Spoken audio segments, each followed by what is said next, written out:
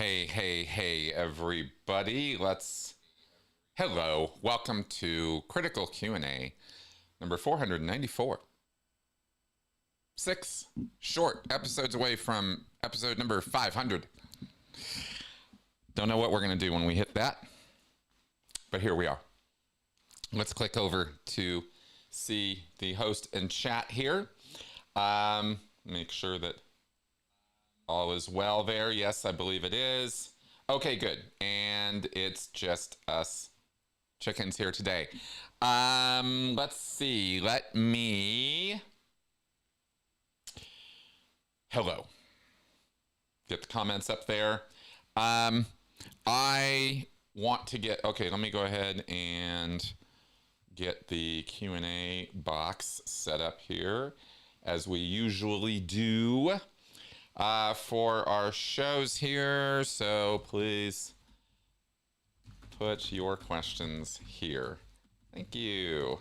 All right, start that Q&A. Benson is great. I apologize to you that I do not have Benson Cam for you this week. I went to get some and I was recording it, but Benson was just so tired and shagged out. I don't know what the word is, a description, but he was just kind of not really feeling it, and he just kind of looked a little miserable. And I thought, and he wasn't miserable, he was just tired. But I just thought, I'm not getting a good cam here. It looks like he's miserable, so I'm going to leave him alone to just rest.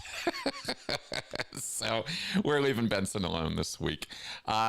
So anyway, sorry that I don't have some Benson cam for you. It's my bad on that. Let me throw this thing over here so that we'll see that as the questions come in there. Okay, good. And I don't have a big long monologue for you this week. I know last week I went probably way too long on what I was talking about. I was trying to offer some help, some advice. I always feel like I'm doing this wrong, kind of no matter what I do sometimes. But whatever, different strokes for different folks. So I'm just going to do what I think I need to do, and see what happens. Anyway, I did have a couple of things I wanted to say real fast that I thought might be advice, kind of observational sort of things I wanted to throw out. I'm going to keep this short, and then we'll get to your questions as you throw them up there. Yeah, Benson's good. The first observation that I thought I might share this week is it's becoming pretty obvious to me, kind of watching the antics of our administration and what's happening these days, that myself and a lot of you are very like, wow, who knew all of this was so complicated? And we tend to have, I think, really narrow, very simplistic ideas about how things like our economy and governments work. And I thought of an analogy that I thought might just connect, just a dot connecting, just a little, observational thing. Okay. You know how surprising it is when we learn, I don't know when we learn this, but I think we all get it pointed out at some point along the line in our lives. We grow up as people on this planet, going through space, and we learn about the planets, and we think to ourselves that there's one motion of us on a planet, and the planet is, maybe there's two motions because it's spinning on an axle, so we have days, and then it's spinning around a sun, and so we have years, right? And between that one little motion of the planet spinning, while it spins around, right, this star. And we think about those two motions and we go, yeah, that's it. That's what's happening. Wow, that's crazy, right? Like, how fast are we going anyway? Well, which one, right? Well, we're going around and around this way on an axle, and then we're going around a big body, right? The sun. So which speed? makes it complicated right away, right? You go, oh wow, and then you realize when you actually think it through that's not the only motions that are happening, that there are many more motions on top of those two motions. Not only are we spinning and going around a sun, but that sun is also, this whole system, this whole solar system is moving all as a big body. And then there's other bodies, you know, and all of the planets have an effect on each other. And the moon that's going around our sun has an effect on us.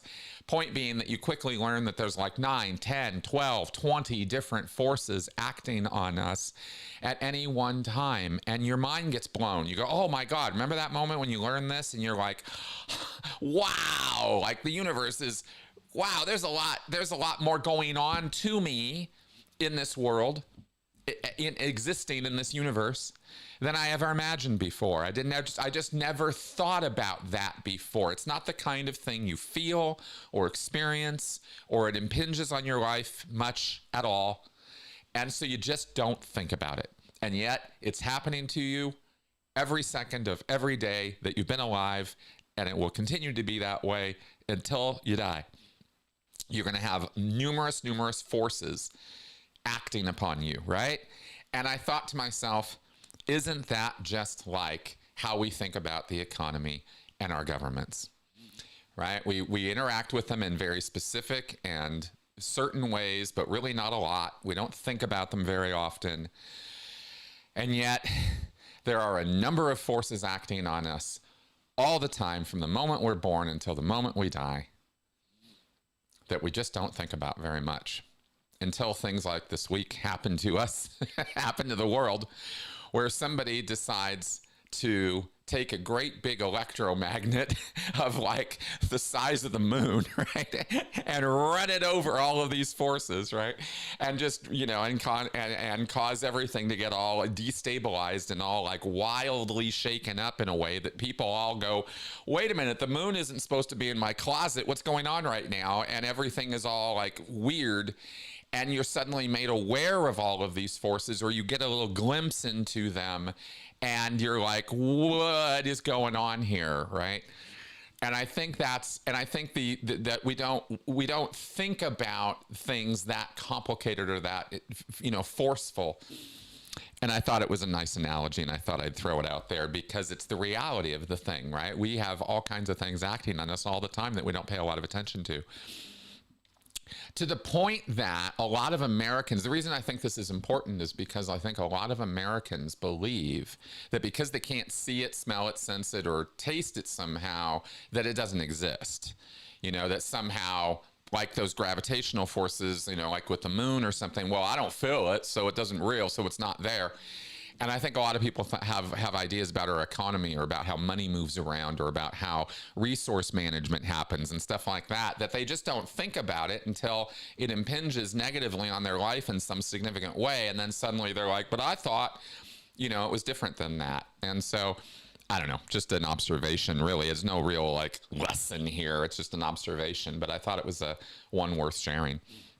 One thing that I did think that I thought might be helpful to share as a general thing, totally separate thing now, observation number 2 that I thought I'd share before we get into your questions, is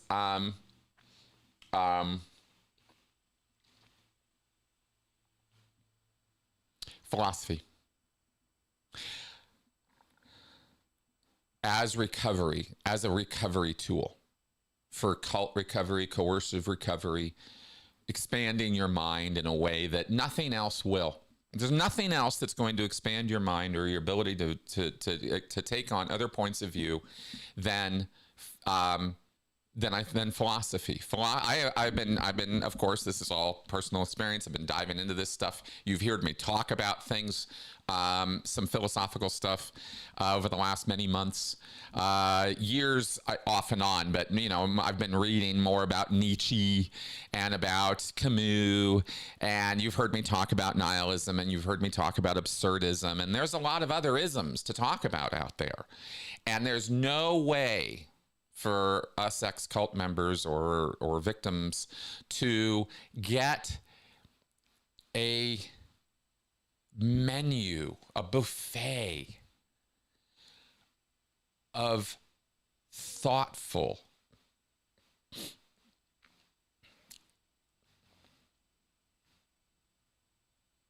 insightful, that's the word I was searching for, ways of thinking about yourself, your relationships, the nature of reality, the nature of communication, of what relationships are. There's so many levels to philosophy and so many different things about it. And I thought that, I don't know how accurate this is, but it was a thought I had that I thought it was worth sharing, is that science is predictive and philosophy is reactive. Philosophy is sort of like, well, here's how things are, or here's how things might be or could be, and how should we think about that? And science isn't really about how to think about it so much as it's just, well, here's the predictive factors, here's the estimations or the statistical analysis or the breakdown of how often we think this thing is going to happen or occur or not happen or not occur or whatever, right? It's the effort of science and observations and evidence-based thinking is predictive power. But philosophy isn't really about predicting so much as it's about wondering about and thinking about and evaluating and grading and analyzing, not necessarily toward a set conclusion, but just sort of reflecting on and, you know, and it's a little reactionary. And I thought it was an interesting observation as a difference between the two things, because I think it is sort of your postgraduate cult recovery work is to dive into philosophy. Any kind. I don't have a philosopher that I think is better than others. They're all bringing things that we are going to be, I guarantee. Okay, let me put it this way. Let me back up a second. Let me say this, and then I'll get onto your questions. I don't think there's anything that you or me, as an ex-cult member, have thought about, wondered about, considered, or really struggled with, that you will not find laid out very descriptively in philosophy. If you dive down those rabbit holes of Aristotle, Socrates, up through to the Enlightenment philosophers, up to modern philosophers, you will find your struggles duplicated, your problems, your wonderings, your maunderings have been wondered about by other human beings long ago and now. And there is nothing like reading some guy 1,000 years ago trying to sort out the same problems you're trying to sort out. It's wild. Whether you agree with what the philosophers say or not, I believe you owe it to yourself to give yourself some time to see what they said. And it's easier now with AI breakdowns and summaries and compositions and timelines and the ability to take vast amounts of information and break it down and summarize it and contextualize it and ask about it and connect with the data. It's never been easier to engage with this stuff than it is now, right? That's something technology is giving us that is a gift. And I really encourage y'all to check it out, because there's not really set answers there, but there are approaches and avenues to how to deal with the questions that you might not have thought of, that can really open up whole new ways of thinking about things that you just wouldn't have hit on if you hadn't read somebody else or heard somebody else, you know, wondering or philosophizing on that topic, you know. So it's just a little plug for that. I'm obviously kind of big these days on, you know, I've been big on, I mean, it's not like I'm sitting around reading lots and lots of philosophy texts these days. I don't have a lot of time for that with the other stuff I'm doing, but I'm doing some. I'm diving into it more than I ever have. That's for sure. And struggling with middle-aged questions, existential questions, about myself and my own life and my own meaning and purpose and all of that stuff. So it comes from some of that, but boy, does it give you such a wonderfully diverse set of views about how other people have seriously thought about some of these struggles and some of the ways that we should be in the world. Different levels of ought tos and shoulds, that are very interesting. I struggled with Nietzsche for a long time because I grew up with this understanding of Nietzsche as sort of this Nazi sympathizing kind of philosopher, which he wasn't. And yet his work was very much twisted and used. Not even twisted that much, actually. Nietzsche didn't, had some very interesting views about some things that I very, very, very strongly disagree with. But you can't say that he didn't think about it hard or that he didn't really consider what he was saying. I mean, he really did. But boy, I just can't, meet him even halfway on some of the stuff that he has said. But I understand why he said it, and I understand where he was coming from, and I get how it could be used by, predatory type people to use Nietzsche to justify, some of their bad behavior. But to a degree, because of the way I grew up with Nietzsche and because of the way he was always quoted in horror films, and like Clive Barker would quote him, and and Nazis would refer to him, and he was always shown with this, whenever I would see a picture of him, or Hubbard would talk about him sometimes too, and he would never have anything good to say about Nietzsche. But I honestly believe Hubbard couldn't tell you anything that Nietzsche actually said. So I don't know what I think Hubbard just had fun making fun of his name to seem superior. But I was really scared of philosophy growing up. I was scared of how complicated or unapproachable it was, and how heavy. I always thought of it as heavy thinking, like it had weight to it. And I regret thinking that way. It wasn't something I don't know why I did. I think it was just sort of the attitude of it, or something that was imposed with the philosophy, these heavy weight. That's really just the best way I can describe it, right? It doesn't deserve that. Philosophy shouldn't be thought of that way because it stops you from engaging with it. And I regret not engaging with it significantly earlier in my life. But I will say you have to live a little before philosophy is going to bite. What I was exposed to as a kid with that was, I had a shallow understanding because I was a shallow person as a kid, right? As a young person. So I think that, Nietzsche's sister, that's right. So I think that it's worth diving into. Is all I'm going to say. So I'm probably talking too long about that, but I wanted to throw that out today because it's been very useful to me in expanding a little bit of my thinking about stuff, and being more willing to accept that people are coming from a lot of different perspectives, and building up that tolerance within myself for that. I've been talking about tolerance from day one, and it's something I constantly am still working on, tolerating the fact that other people just aren't going to agree with you. It's hard sometimes. All right, let's get to your questions here, and let's just dive into this. Probably going to be doing about an hour show today is my intention. Maybe a little longer. We'll see how the questions go and stuff, but that's my thought today. Okay, let's see how this goes. All right, bring the first one up here. Okay, once a witness. Hey, man. When a student graduates from Delphi, do universities recognize it as a real school? Yes, they do. You have, as I understand it, they are an accredited school with valid high school diplomas that they can issue. Yeah.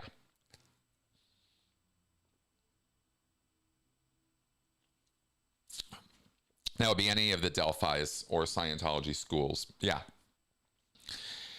Don't have a lot of commentary on that one. Just, yeah. Okay, young Matador.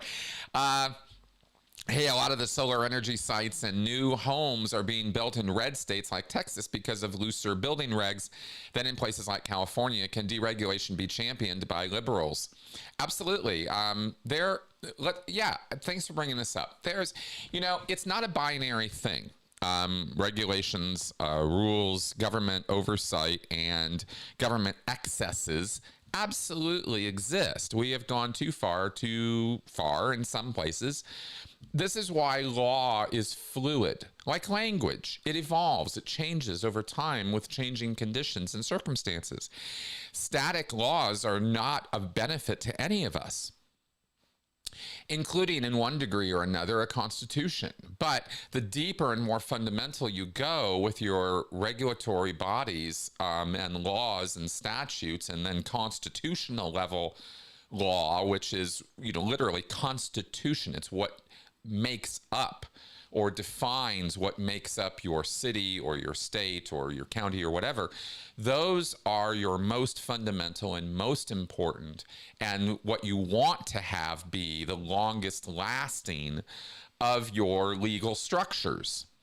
Ideally speaking, a constitution would change very, very little. But they have amendments, right? You don't go in and change it, but you can amend it, you can add to it. And if they're written properly and well with an idea of doing that, then you can build a structure that can last for quite some time and be quite stable as a government body. But as times change and as conditions change and as needs change and as resources change and the management of those resources changes, we have got to be willing and ready to change our laws and our regs as quickly as we can, but you want to build in a system where it does force you to take some time to do it. You don't want to make it too easy and too fast change, but you want to make it malleable, right? And I think conceptually we've accomplished that in most places in America. I know a lot of people, but, and that's the point, right? You're not supposed to be happy with it. It's supposed to work. Anyway, you can always find tons of examples in situations like this where it did work and it didn't work. So anyway, my point is that liberals should be very happy that there is an effort to deregulate or push back on some things that shouldn't be in place. But, we get a little, but caution is the order of the day when you're changing structures, when you're changing regulations and stuff.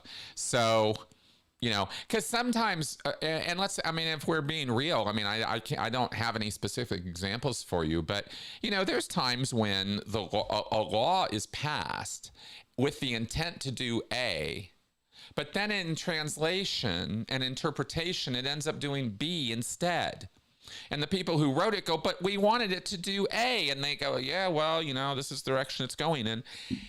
At which time maybe a revision is in order, or maybe some kind of rework is in order, or maybe you got to go back to the books because you're still trying to get A done and everybody's fine with B, but what about A, right? I think you get the idea. All right.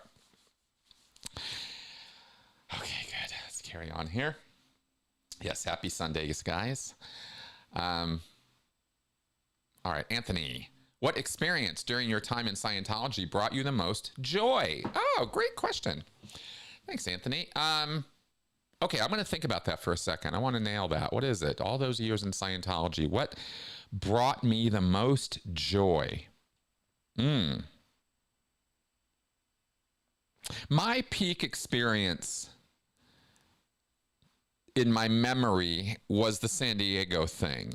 I think that's true. Let me just think about that.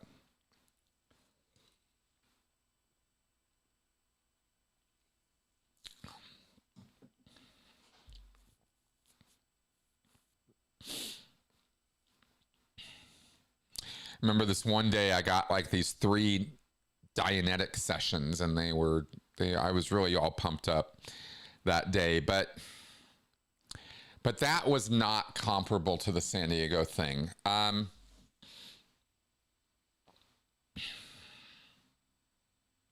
Yeah, going down to San Diego, I took 3 weeks. I think it was in 2003, 2002, 2003 time period, somewhere in there. I was inspired. I've told this story before, but briefly, the story was that I was in the Sea Org. I was in Los Angeles. We had been briefed by Fred Hare, a Sea Org executive, a senior exec in Scientology, about Hungary. He had come from the country of Hungary, where they had just set up, or were setting up, the ideal org there.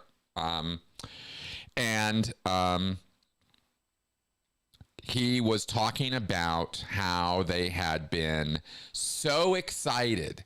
They were the TTC, the Technical Training Corps staff, the people who were becoming auditors for, what's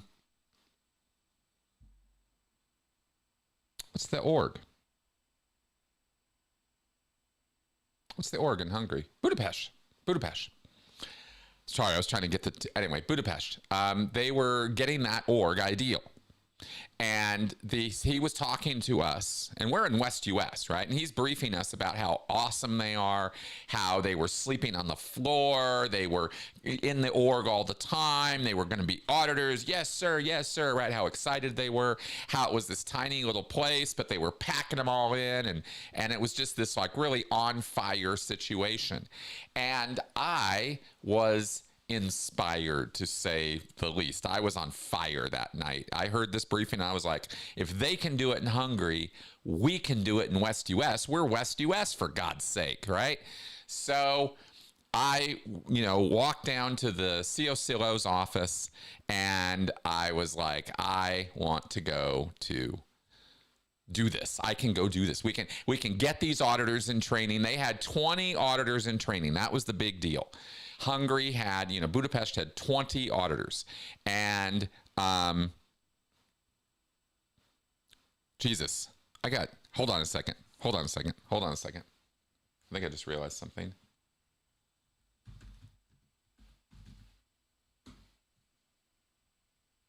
Yeah, no, that's right. Okay, good. I was just having a little moment there for a second. When you think you got something significant wrong, and then you got to go, oh, no, I got it right. Okay, good. Okay, so 20 auditors was the goal. That was the big thing, and that's what I was on fire for. And I was the guy who was responsible for getting auditors on staff in the orgs in the Western United States from a management perspective. It wasn't my job to go recruit auditors for the orgs. But if it came down to it, that was what I would go do if needed in order to get the job done, right? And at this point, after having been on the job for 8 years, I was sick and tired of sending telexes to orgs and not getting anywhere. And I was sick and tired of the rat race of week after week after week. Stats go up, stats go down. Send the telexes, get yelled at. Stats go up, get yelled at. Stats go down, get yelled at. I mean, I was sick and tired of it, right?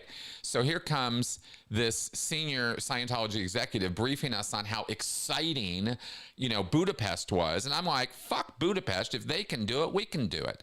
So I want to go do it, and I want to go get my hands dirty, and I want to go do this. I'm sick and tired of sitting at a desk sending telexes all day. So I pushed, and within 24 hours, I had written up the project orders, and I had gotten myself fired to San Diego. I went and found a second who was Hungarian, and we went down there to San Diego, and we kicked ass. We got that org into production. We got the staff going. Excuse me. You see me drinking my Cokes here. And And we turned the place around, man. We turned that place upside down in the best way. It was fun. It was exciting. I mean, it wasn't always fun, but it wasn't a bunch of yelling and screaming. It wasn't punishment drive. It wasn't you horrible fucking stupid ass people. I just went in there and said, hey guys, guess what we're doing? And they were all like, really? And I know that nobody believed it could be done. From the first night I was there, I went in, I said, here's what we're doing. And they all just went, okay. And then I went and recruited the first person. And it was a woman that none of them could get. And I got her. They'd been working on her for months.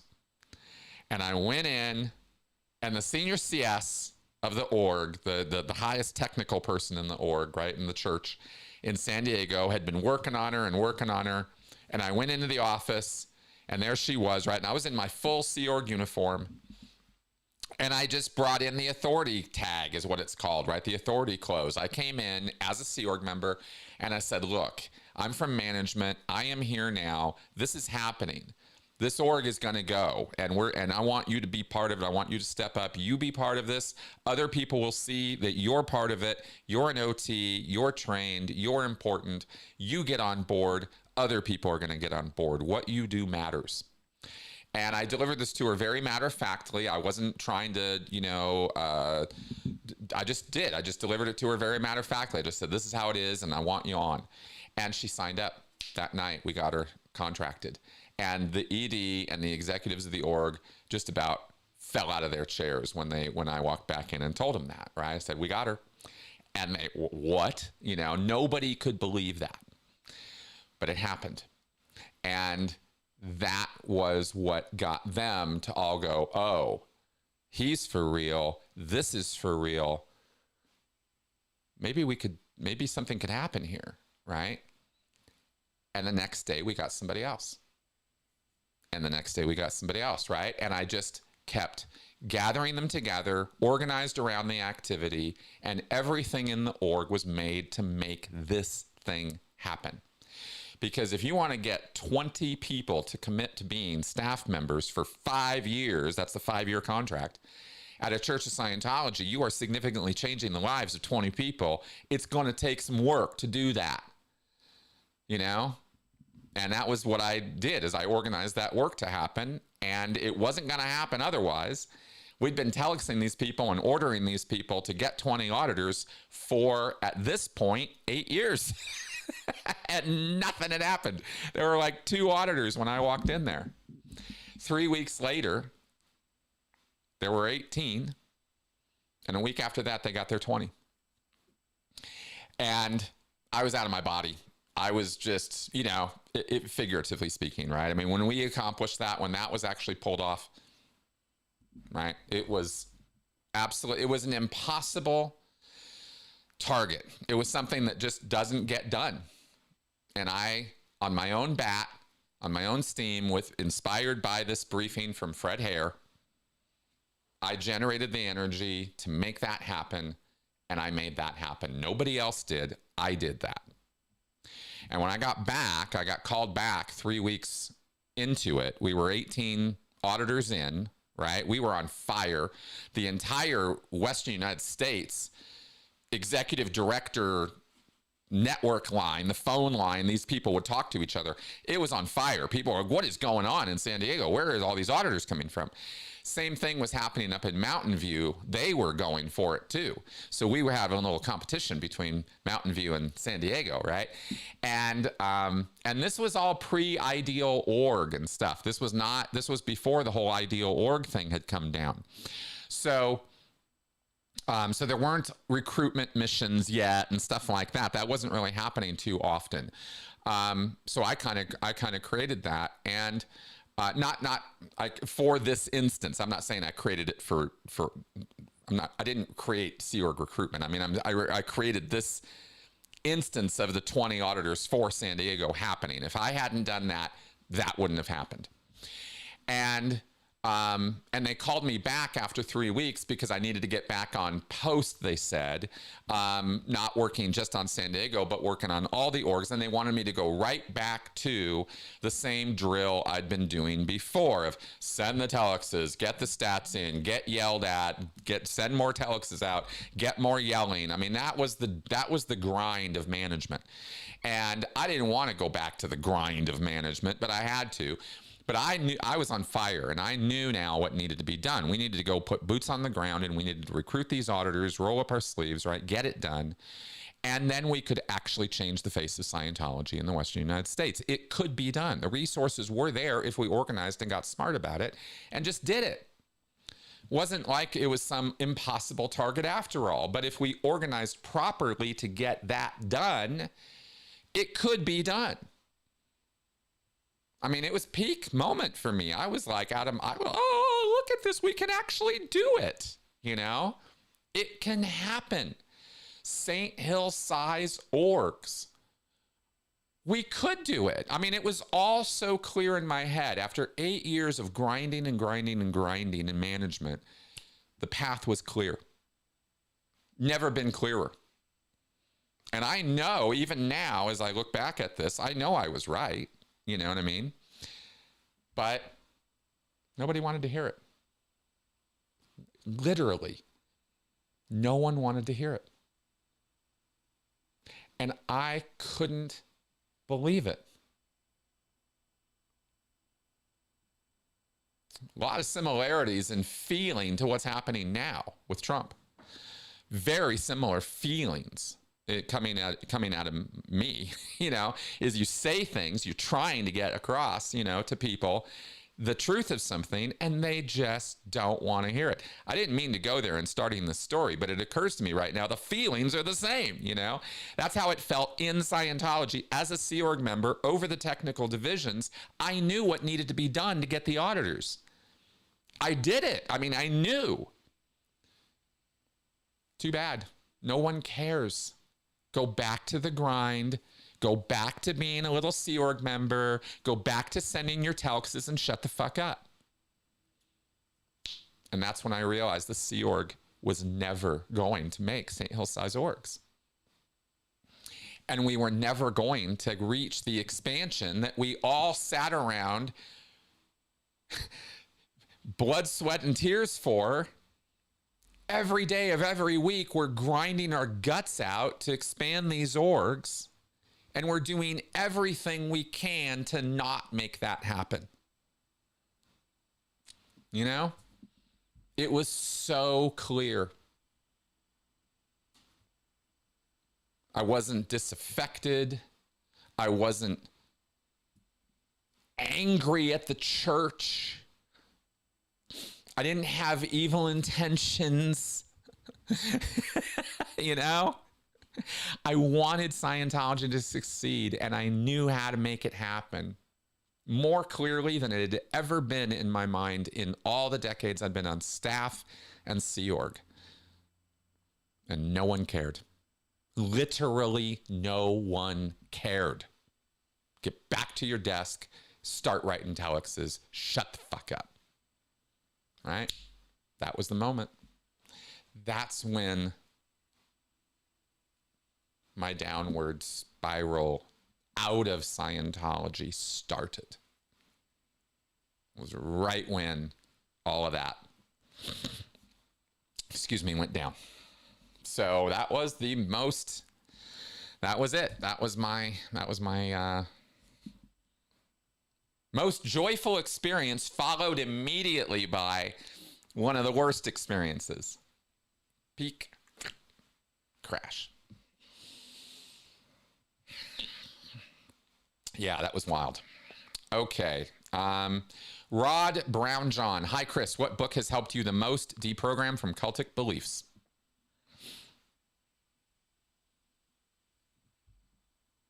There have been a lot, so it's hard for me to, the struggle right now is choosing which one's at the top. Different books will mean different things to you over time.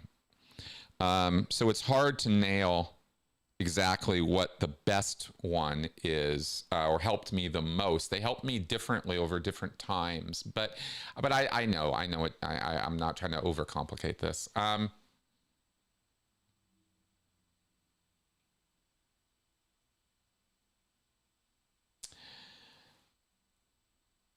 Let's see here.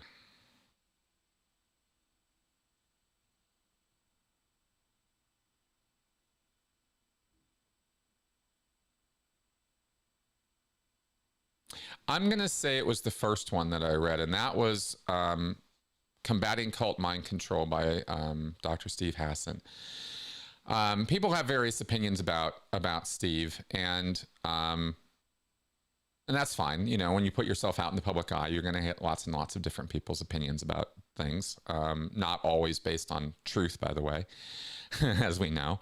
But Steve's book was the one that made the most difference in the shortest amount of time in changing how I think about groups and abuse, and introduced me to the concept of coercive control.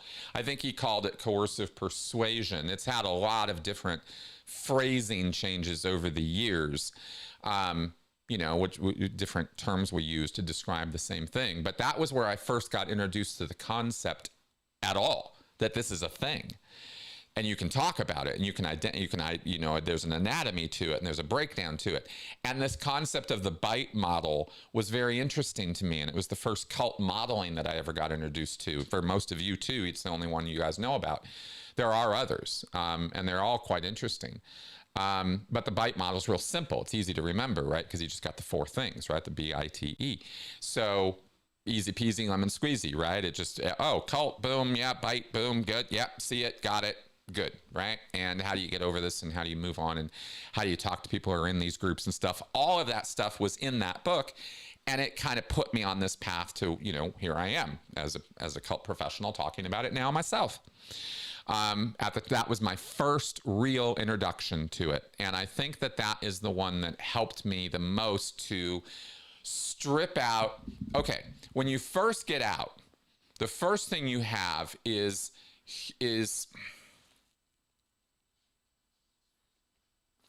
you have an analogy, probably a bad one, but an analogy is you have this closet full. Jamel? Oh, you're back. Okay. Mel came back a little early. You know how when you expect to be home alone and there's somebody walking around in the house? Okay, good. So you have this closet. You come out of a cult. You got this closet in your mind, right? Full of fucking boxes of bullshit. I mean, just crap. So much crap. All the stuff the cult taught you, all of it, it's all in these boxes, right? Here's my box of ARC triangle. Here's my box of communication, right? All the shit that Hubbard told me about communication. It's all in this box, right? Here's this box about study tech, right? It's all in there, right? And you got boxes and boxes of just bullshit that you've now got to deal with. And combating cult mind control as a first, you know, effort at recovery sort of allowed me to, or empowered me to realize that all those boxes are boxes of crap, and that I could haul them out of the closet and throw them out the window, or throw them in the in the dumpster, and just kind of let it go. And just wholesale let it go. Just stop believing that crap. I don't know how your experience went. For me, it was like that, or it was like a what's those construction? You know, the big crane with the scoop. You know, and I was just scooping out, just wholesale, just mounds of nonsense, just escaping my thinking. So it was kind of a wholesale fire sale of cult belief, right? Everything must go. Just get it out, get rid of it. And that book helped me to do that in a very, very big, significant way, right? Because after that comes, after all the slaughter of all the big, huge stuff, there's this, to continue the poor analogy here, there's like, you get rid of all the boxes, but then some shit fell out and you're ripping it out. You're not taking it out gently, right? And so stuff is flying out. And so there's still stuff on the floor, and there's dust, and there's this, and there's that, and there's cobwebs, and it's exposed. Taking the big boxes out, it's exposed all this crap that was sitting on that you now have to deal with. But it's a lot. It looks like a lot less, but it's a lot more fundamental. And so it takes a while more to dig it out. You learn it's not just a closet, it's the whole house is full of shit. Anyway, like I said, it's a bad analogy, but it gave me a wholesale clearance sale on all my cult bullshit, right? And I was able to lose an awful lot of stuff in a very short period of time in that initial sort of, deprogramming. I hate that term, but it's appropriate in this particular context of what I was doing there. So I think that fits. So so there you go. There's the book I'll throw at you. The other one I cannot fail to mention here because it was the second book I read. No, wait a minute. Hang on a second. Hang on. Let me think about this for a second, because now I'm.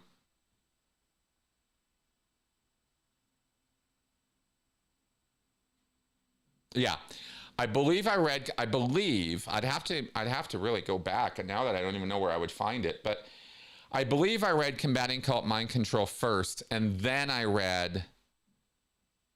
think after that is when I read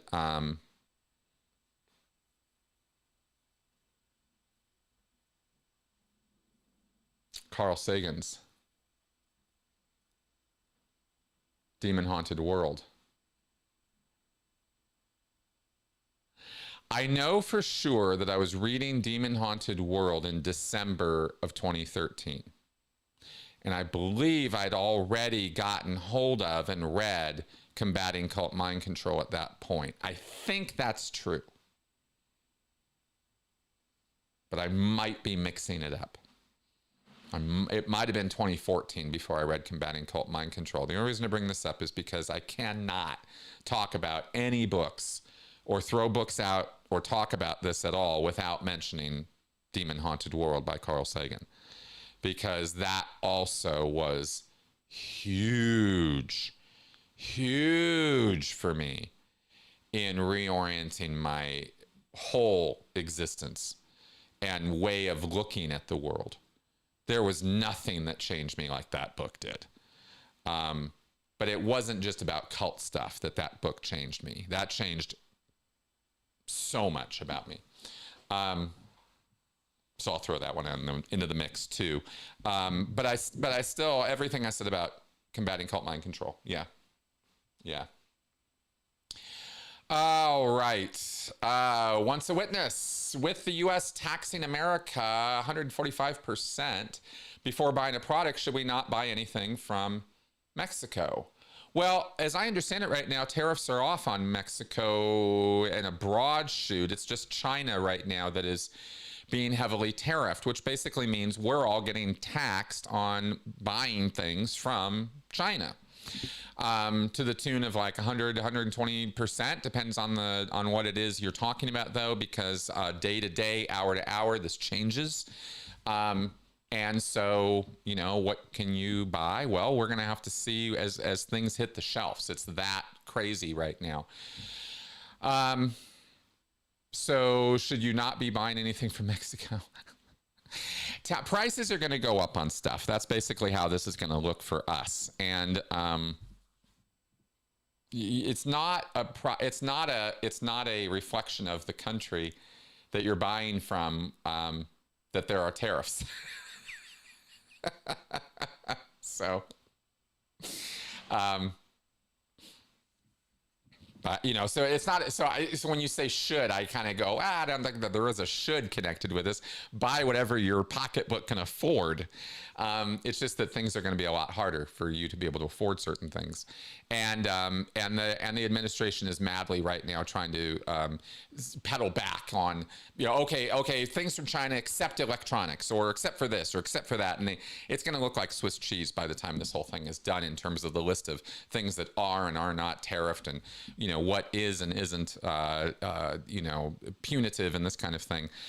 It's smarter people than I and much more learned than I on that topic have been talking about that subject all week, so I'm not going to belabor the points. George Smiley, I understand how LSD is restimulative within the framework of Hubbard's dumb cosmology. Yes, but how are Ritalin or Prozac restimulative? Yeah. Great question.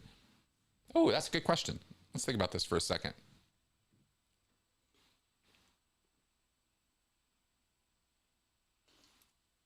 Okay. Basically the same way. The theory in Scientology on restimulation is pretty simple. Hubbard does not spend a lot of time differentiating between mental masses. Okay, step it back. The theory of the mind in Scientology has to do with you are a thetan who has no mass. You exist separate from and regardless of the existence of matter, energy, space, or time. Or space-time, as they would say these days, right? You're not part of any of this natively. You're a different kind of thing. I can't say energy because you're not energy. As the Scientology principle of what you are is you are nothing in terms of the way we think about things. There is no context in this universe for what you are. You're a zero, but yet you exist and you have awareness. You are an awareness of awareness unit. You're aware of being aware, amongst many other properties that you have as a thetan, right? Including the ability to create, the ability to consider, the ability to destroy at will or whim, matter, energy, space, time, life, and form. This is what you can do as a thetan. So how, with this godlike native ability and separateness from the physical universe, how is it that you are affected in any way by all of this? Well, you consider that you are, because it's fun to play with matter, energy, space, and time. It's a game. It's what we do. It's playing with dolls taken to an extreme, and now we are the dolls. Is a dumb way of dumbing it down what the basic principle in Scientology is. It really is that simple and stupid. Is we were playing with dolls, and then one day we flipped and we became the dolls. And that's our bodies. I mean, right? We're playing with them. We are not our bodies. We're playing with them the same way kids play with dolls. Because we like sensation, the sensation that bodies give us, we become bodies and believe that we are bodies, and we tune down our awareness so that we can play this game. Part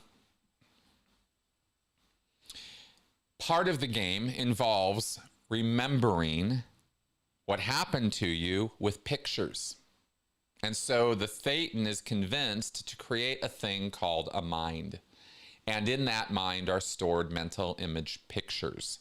Pictures of mental images, whatever the hell that's supposed to mean, because you're not mentally imaging anything. You're using your senses to, so they should be called perception pictures or something. But anyway, they're duplications of your experience of the physical universe and your experience in it, right? In 3 dimensions.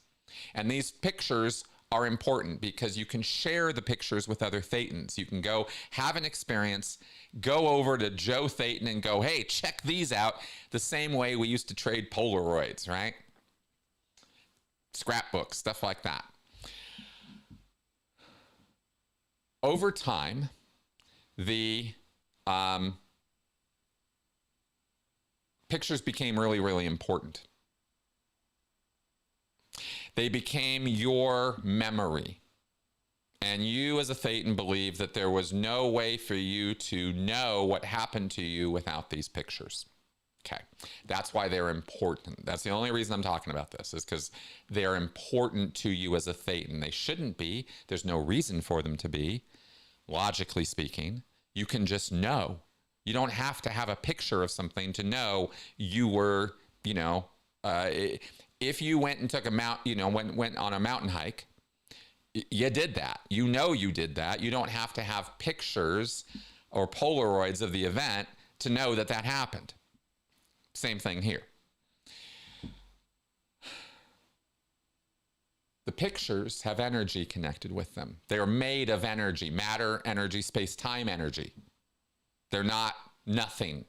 They are something. The pictures that you store and keep with you are something. They're little bits of matter, energy, space. They're energy.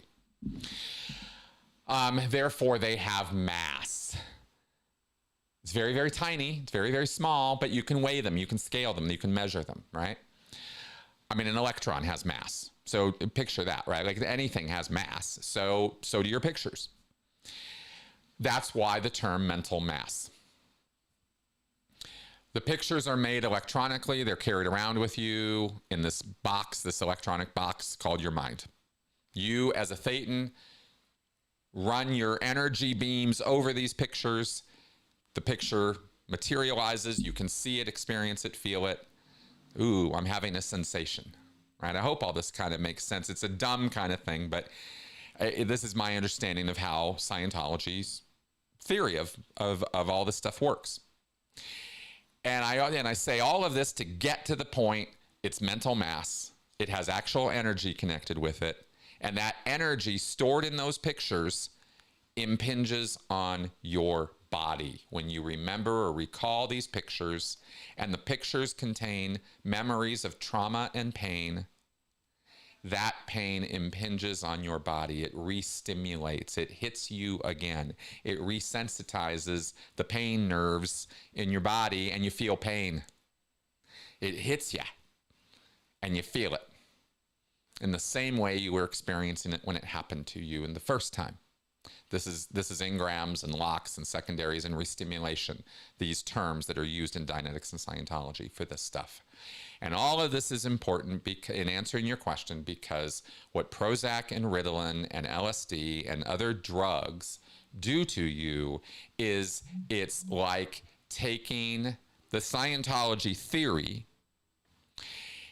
is that drugs jumble up and re-stimulate these pictures of trauma and stress and pain and even dying from your past lives, and hit you upside the head with it, with all this re-stimulation. That's it. Long answer, right? I probably over-explained the shit out of that, but all the drugs do that. So LSD will mess with your pictures. Ritalin will mess with your pictures. Prozac will, right? All the SSRIs will. Any of the stuff the psychs are doing. Why? Because the psychs are doing it. Seriously. There's no deeper explanation in Scientology for why. Right? Why is Ritalin as a substance something that's going to jumble up and re-stimulate your pictures, but cane sugar isn't? Why does vitamin B12 supposedly, why does B complex as a vitamin, according to L. Ron Hubbard, supposedly de-stimulate pictures? Because he says that it does. And A and D, vitamin A and D also, right? Supposed to de-stimulate a little bit. Vitamin E is supposed to oxygenate your blood and get you better E-meter reads. And vitamin C, Hubbard was completely in on the, I think, what was it, Linus Pauling, who went mad on vitamin C? Hubbard was all about vitamin C for stuff, right? a side note, but it just made me think of this with the restimulation stuff, right? Why is it some substances are restimulative and some are destimulative? Because Hubbard said so. That's why. It's that dumb, right? There's no real explanations for it beyond that level of explanation that I just gave you, right? Oh, vitamin E, yeah, oxygenates your blood. It's great. Take vitamin E, you'll get better E-meter reads. What the fuck are you talking? What?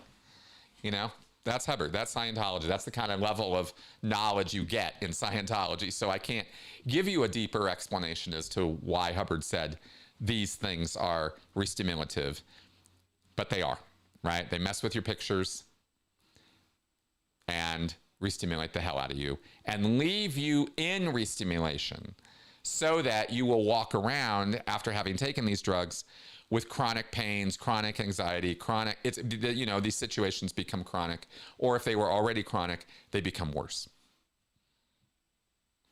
That's as deep as it goes in Scientology. At least it's from my understanding of it. If anybody else has deeper stuff on that, I'm all ears, because I read everything I could find in Scientology on this stuff, everything. And that was my takeaway from it. So there you go. Okay, Anthony, aside from yours, of course, which book exposing Scientology is your favorite? Oh, absolutely, this one right here. But in all honesty,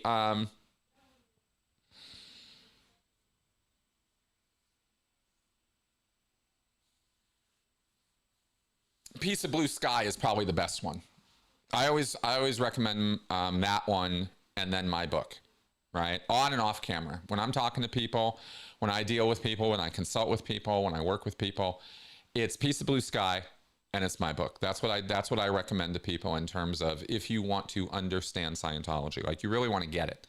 Not you want to hear a story about it, or you want to hear a sudden escape from it, or you want to hear somebody's growing up story in it. And there's lots of those, and they're great books. Don't get me wrong. I'm not putting them down in any way, but they don't explain Scientology.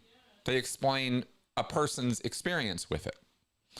My book and John's book break it down for you, and nobody else does. Not really, not the way we do. So that's what I got for you on that. Young Matador, does an LRH room exist in every Church of Scientology building, or just the ideal orgs? Did you ever have to maintain or clean the room whilst you were in? Okay, great question. L. Ron Hubbard offices exist in every Church of Scientology. They are there as a memory box, right, if you will. A living embodiment of a memory box to the founder. That's basically what they are, right? They keep Hubbard's physical, tangible existence alive for Scientologists, especially now that never met the guy, don't know anything about him. It was actually, I don't know if it was Hubbard's idea, but it was his order to do this. And it was a good one because it does keep his physical, tangible existence there. He's not just in a picture. He's not just a statuette. There's a whole goddamn office, right? All this stuff, and you can connect with it. You can see his pack of cigarettes on the desk. There's an e-meter. Wow, Hubbard e-meter. Did he use that one? You know, Scientologists will ask questions like that, right? Oh, he could come back anytime and go into that office and get to work because he is coming back eventually, right? I mean, there's a lot of symbolism and significance to those offices that keeps that real for Scientologists. I was not allowed in those rooms. You can only, the only person who's supposed to go into the LRH office is the L. Ron Hubbard communicator, the LRH comm or communicator, and that is a senior position in the church. It's at any Church of Scientology. There is this job. It's called the LRH communicator. They are on par with the executive director. And so their orders have the same level of seniority as the executive director. And their job is to see that L. Ron Hubbard's intentions and policies and directives are being complied with. They're there to literally police the quality of Hubbard's implementation in the org, right? That's their function. And to see that L. Ron Hubbard's image is being kept up, and so they keep up the office. So no, I did not go into those offices. I think I was in there maybe, I think I was in an LRH office physically. I think I walked into the one in Santa Barbara org 2 or 3 times. And I think I went into the LA org one once, but you're not supposed to. They were actually like had a little bar on the door to keep you from going in there. No idea why, really, just because that's how it is. All right. Oh, we're already an hour in. Cool. OBG Foster. Have you read Super Communicators by Charles Duhigg? Do you think Hubbard was a super communicator? Well, I'm not sure. I have not read that book.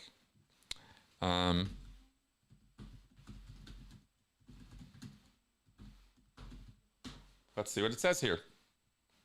Power of Connection. Pulitzer Prize winning investigative journalist, author of Super Communicators, How to Unlock the Secret Language of Connection, which explores the science and art of effective communication.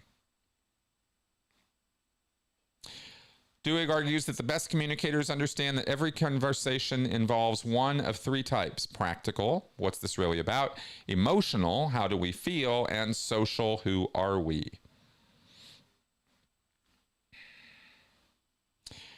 Book emphasizes the importance of empathy, active listening, and authenticity in building meaningful connections.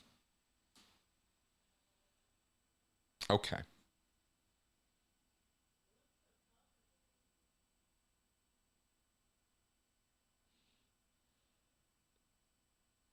I'm not sure what a super communicator is according to the definitions provided in this book, but it looks like Charles, the author of this book, is serious about discussing how to use communication to improve connections with people.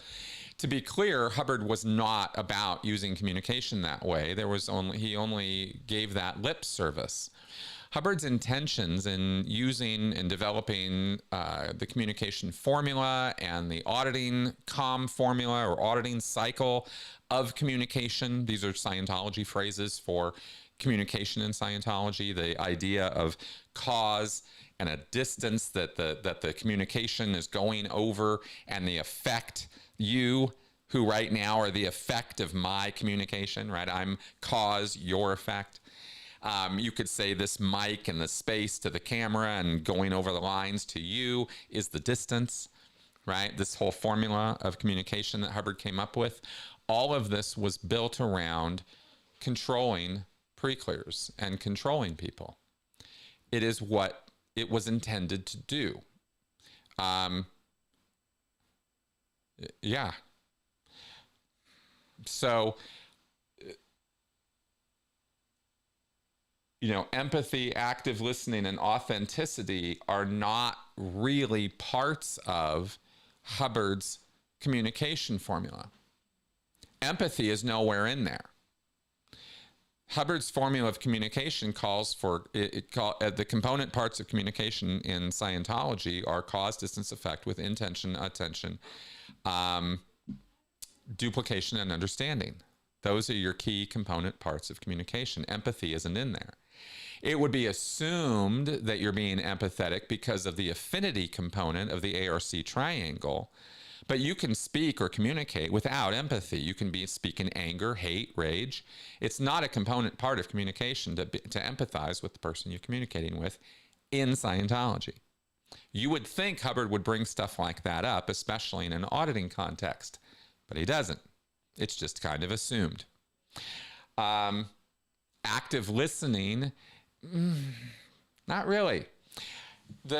Hubbard says a number of times in the materials of Scientology, and especially in his lectures on the subject, and there were many, many lectures on communication, that what the pre-clear has to say in response to the auditing questions really isn't that important.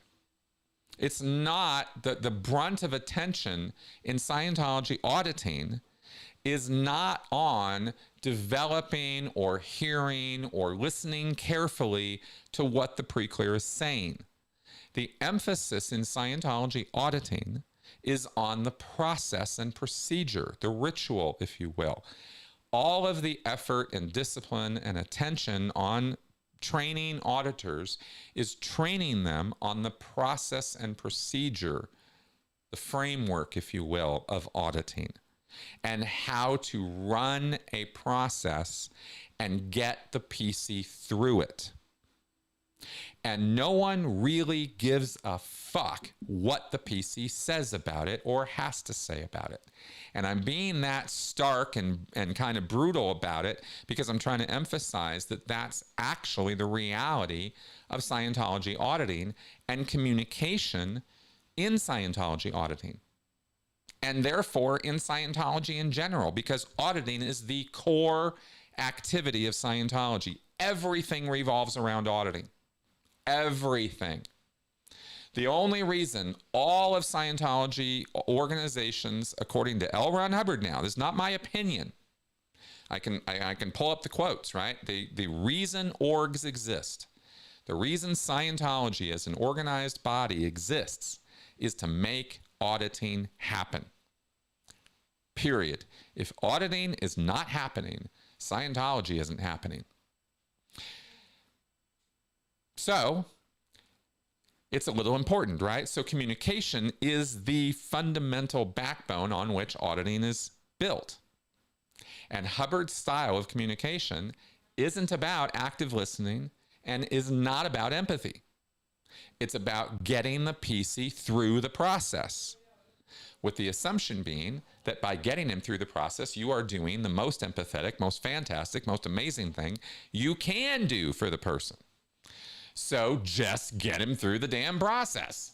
And who cares what he has to say about it as you drag him on through it? Doesn't matter. You see what I mean?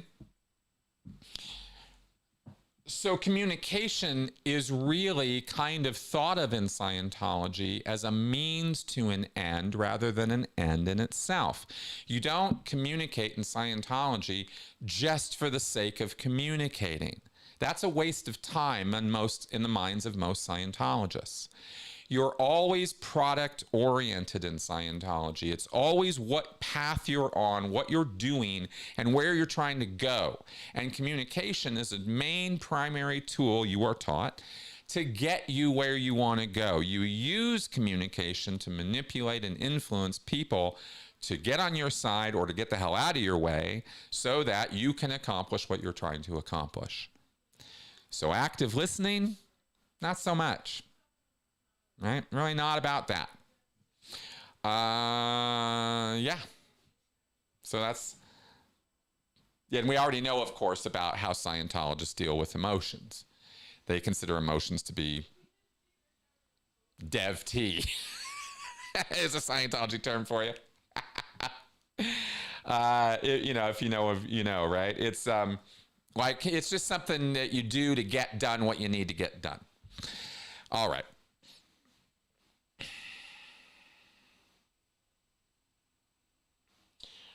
Make sure you get your questions in the question box, Tom, because I don't normally see them or answer them off of the regular comment queue. Get them into the box for me, please, if you have not. All right, I'm going to do my best to plow down through here and see if we can't wrap these up. I've only got a couple more in the box here.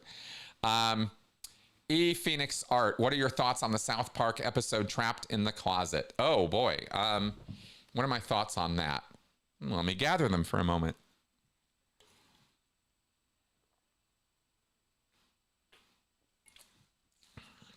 I do love, by the way, breaking down the Scientology, so don't be afraid to ask me about that stuff. I hope these answers are good. I'm doing my best to give y'all, some skinny here. Trapped in the Closet was something that I've only watched it once. I watched it back in 2013 when I was kind of waking up. Thank you, Tom. I see your question there now. Thank you very much.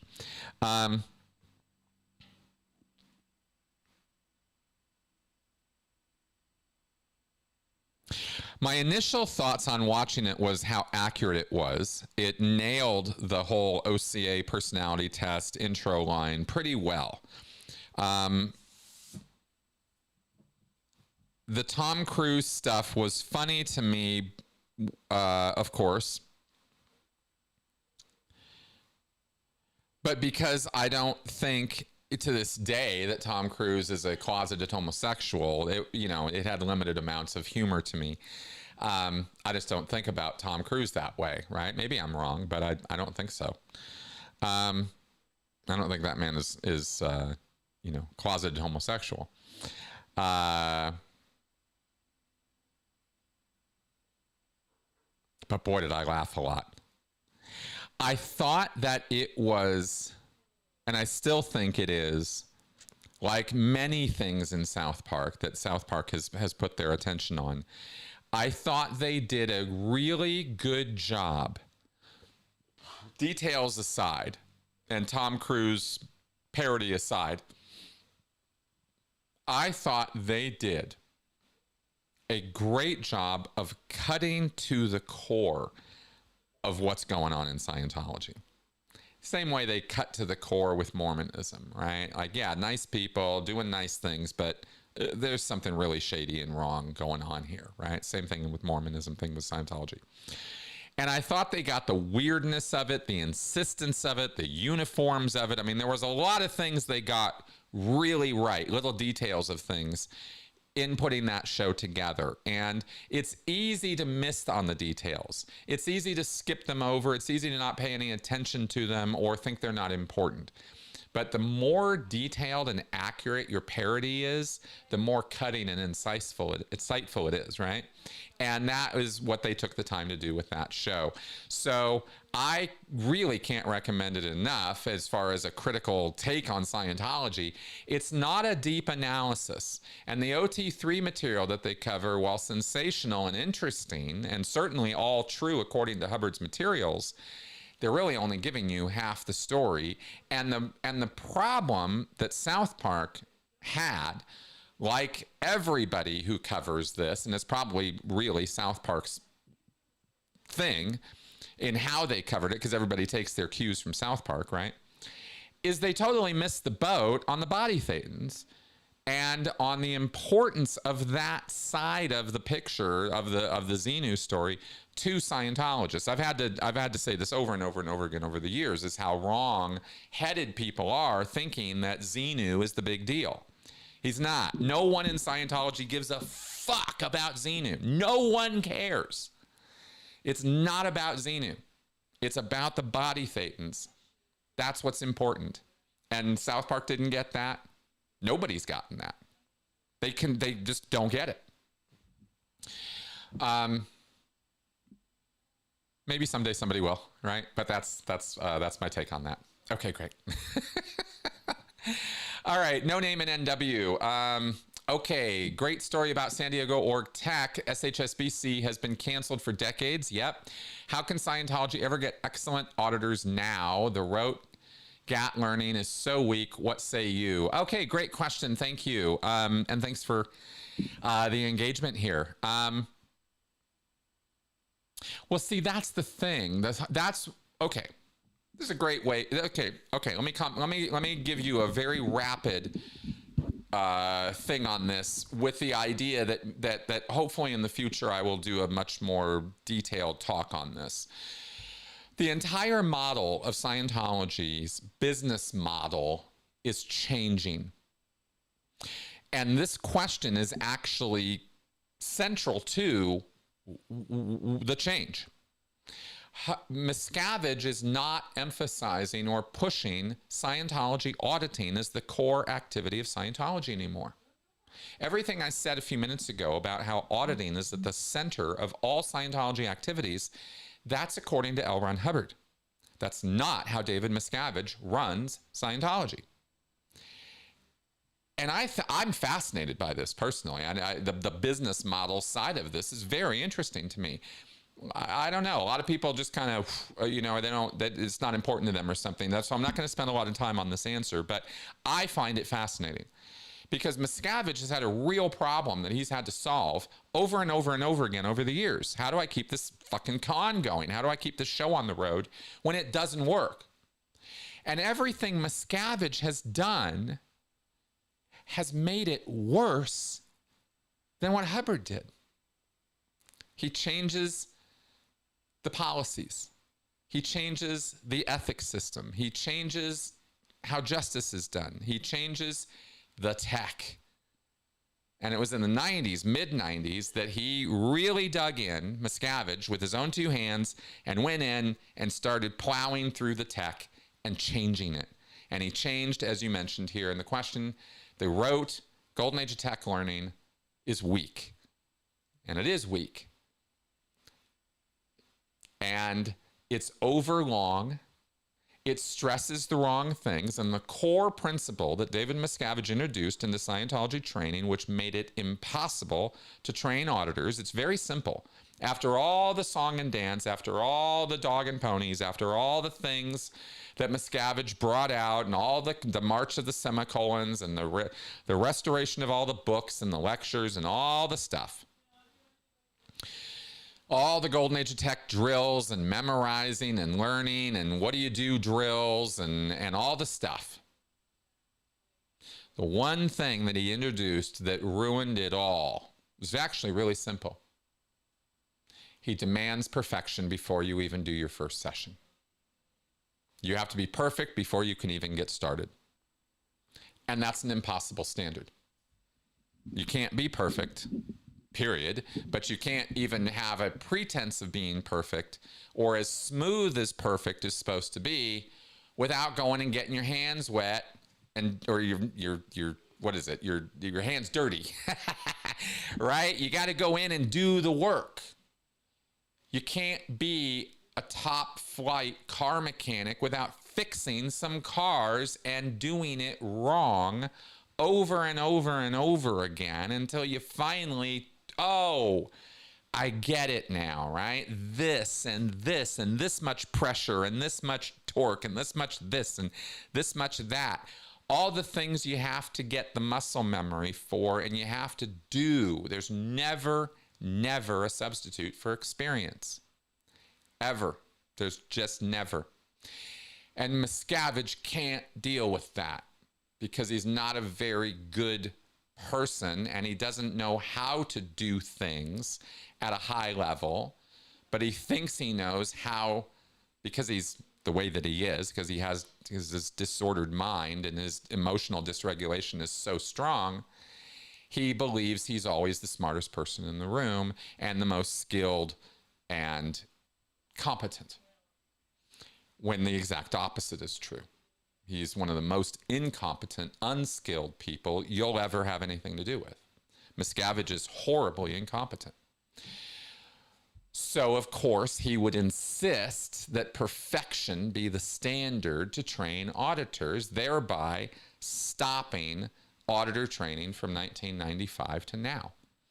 And that's why Scientology, that's why he had to shut down the briefing course and all the rest, and why Scientology's entire business model had to change away from auditing to status memberships, IAS memberships, building memberships for giving money for the damn buildings. And the primary statistic that Scientology operates on now is no longer well done auditing hours or clears or OTs made, which are both products of auditing. The primary product and statistic of Scientology now is square foot of space. It's how much space they've had in their buildings. That's what Miscavige is measuring and uses as his primary guide to the success of Scientology, based purely on the promotional materials he sends out and has been sending out for the last 20 years. So that's what I say about that. Yeah, they're not going to get excellent auditors. They're mistraining them. They're training them in such a way as to make it impossible to make excellent auditors. And of course, at the end of the day, this is all very good news for us. See, it's funny because I say all this and it's like this, Miscavige, you're getting it so wrong. Is he?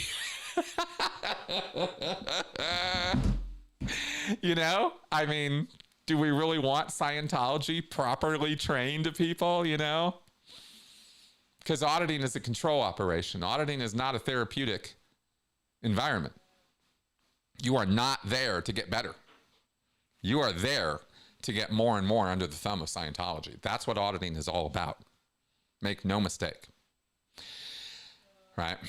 So there you go. All right. Tom Henry, was the movie The Master an accurate representation of LRH? It was a great movie. It was an accurate representation of certain aspects of L. Ron Hubbard. The movie was not meant to be a fully accurate representation of Scientology or L. Ron Hubbard, although it did a lot better of a job at that than most people give it credit for. I did a whole review on The Master. There's an entire video that I did, which you can find on this channel, where I broke down, I did a sort of showed some scenes and clips and walked through the whole thing. So I encourage you to check that out, because it's a great movie if you want to understand Scientology. So it's all in there, but it's in there in a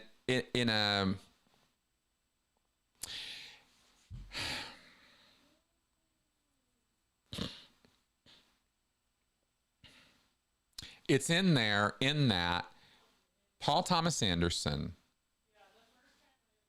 is the man who wrote and directed The Master, is a brilliant observer and then writer. He takes the core of a thing, the values, the ideas, the core conflicts of a situation or individuals, and he can take that and he can kind of like pull that and use that as the fuel that drives his movies. He's really good at that, at understanding the actual conflicts that drive our emotions and our relationships and the back and forth of that. He's really good at bringing that out. You know, a lot of our lives, we go along with that stuff just brewing under the surface, and maybe it comes out, maybe it doesn't. He can show it. He has ways of writing characters and storylines and conflicts that bring that inner conflict out and demonstrate it. And he does the same thing with what the core of what Scientology is. And that was his goal for the movie The Master, was he wanted to explore the relationship between the cult leader, the master, and the follower. And what the codependency that I'm always going on about is so brilliantly demonstrated in that movie, without ever using the word, without ever sitting down and explaining it to you. He shows it to you. That's why I like Paul Thomas Anderson's movies so much, is he doesn't feel the need to over-explain his movies to you. It's just, here it is. And The Master's very much like that. So L. Ron Hubbard, the character, the Dodd Lancaster character that Philip Seymour Hoffman plays, and plays brilliantly, is very much different aspects of L. Ron Hubbard, as a drunk, as a philanderer, as a spiritual guru, as a very conflicted individual, very troubled person with inner demons that he was constantly fighting with, as a showman, as somebody who was just making it up as he went along. All of that is in the movie. But there's very few places where they're going out of their way to explain all that to you. It's just, here it is. Really executed very, very well. The Scientology that is pulled from real life and demonstrated in the movie is not pure Scientology. There are changes that are made in every bit that they show you. But the core of what the process or the thing of the Scientology is trying to do, that's all there. So even if he changes it or moves it around or messes with it a little bit, the core essence of what the thing is still there. If that, like the auditing, the places where you're seeing auditing happening in the movie, that's not exactly what auditing looks like. But it's so close, and it's close enough, and it's showing you the elements of the auditing that are important to the story and for us to what auditing really is. That's in there. So you won't watch The Master and then walk into a Scientology org and see exactly the same things, but you watch the movie, and then if you were to go spend about 6 months going down the Scientology rabbit hole in a Scientology org, doing Scientology service, getting Scientology auditing, you'd go watch the movie again after 6 months and go, fuck, it's all in here. You know what I mean? It's like that. My take. Okay, good. Yeah. Okay, good. Thanks for asking about that. And with that, we're now at 2:30, so we're an hour and a half in. Wow. God, time flies. It just flies. Thank you very much for coming around. I'm going to go ahead and wrap up now.